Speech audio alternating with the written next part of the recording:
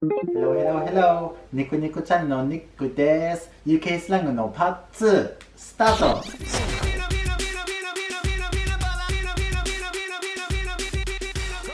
はい、それではUK スラングのパート1の続きでパート2が始まります。また UK スラングのUK スラングのティーポットが登場します。はい、大きな拍手お願いします。ニックはまたいろいろ考えといていろんな紙をこのスラングティーポットに入れたんですけど、今回は何になるんでしょうか。はい、一つ目は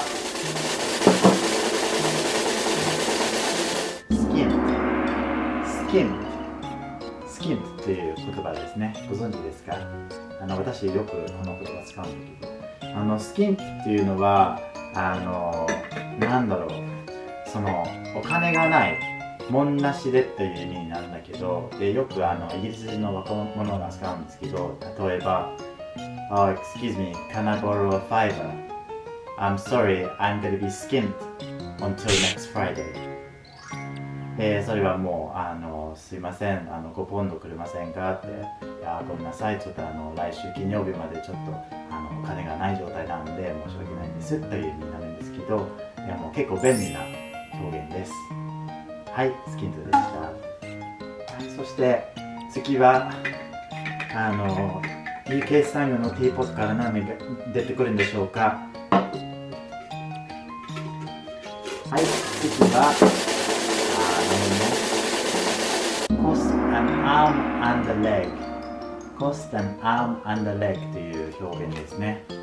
まあ前回 cost spend かかる使うという言葉で出たんだけど、でも cost an arm and a leg そのまま聞いたら手と足を払う、何の話って多分 もしかしたら思ってるかもしれないけど、でもイギリス英語でよくなんだろう、その高いものに関してその高額という意味になるんだけど、よく使う言葉です。よく使う表現です。例えば、Will you buy the new iPhone when it comes out next week? No.The new iPhone is gonna cost me an arm and a leg という使い方ですね。まあそうですね、高いものとかもう本当になかなか手が予算的に厳しいものとかそういうことに関してよく使います。はい、コスタンアームナレグでした。はい、3番目は何でしょうか。はい、じゃじゃん、レッグレスです。いいですね。先ほどコスタンアームのレッグ、自分の足を打ってもうレッグレスな状態になります。足がないという、まあ直訳したらそういう意味になりますね。でもレッグレスはまあ結構また若者がよく使う言葉なんだけど、レッグレスはとても酔っ払ってる、もう泥酔という意味になりますね。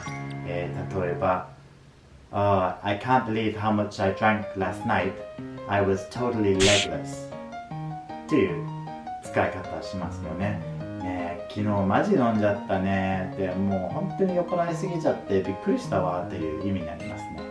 若者よく使いますので、ぜひぜひ今度の金曜日にぜひ使ってくださいね。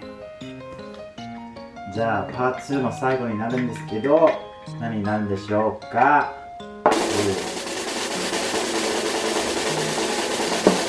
私が好きな地域という言葉ですね。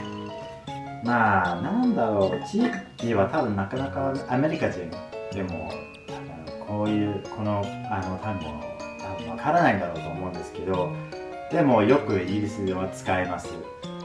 地域はもしかしたら地域って言葉辞書に引いたらなんか生意気っていう、なんかあんまりなんかいい意味ではない単語かもしれないんですけれども、でも最近なんかその若者がよく地域っていう言葉を使って、でその地域の意味がネガティブのニュアンスからポジティブなニュアンスになりました。例文に言うと Do you fancy going for a cheeky pint after work? Cheeky pint、cheeky pint、まあ地域、この場合は地域というのは早い、ちょっと帰り道に一杯ぐらい飲まないという意味になりますよね。でもなんだろう、地域はもう普通やっちゃいけないことをやったらもうさらに楽しくなるからもうやろうぜみたいな。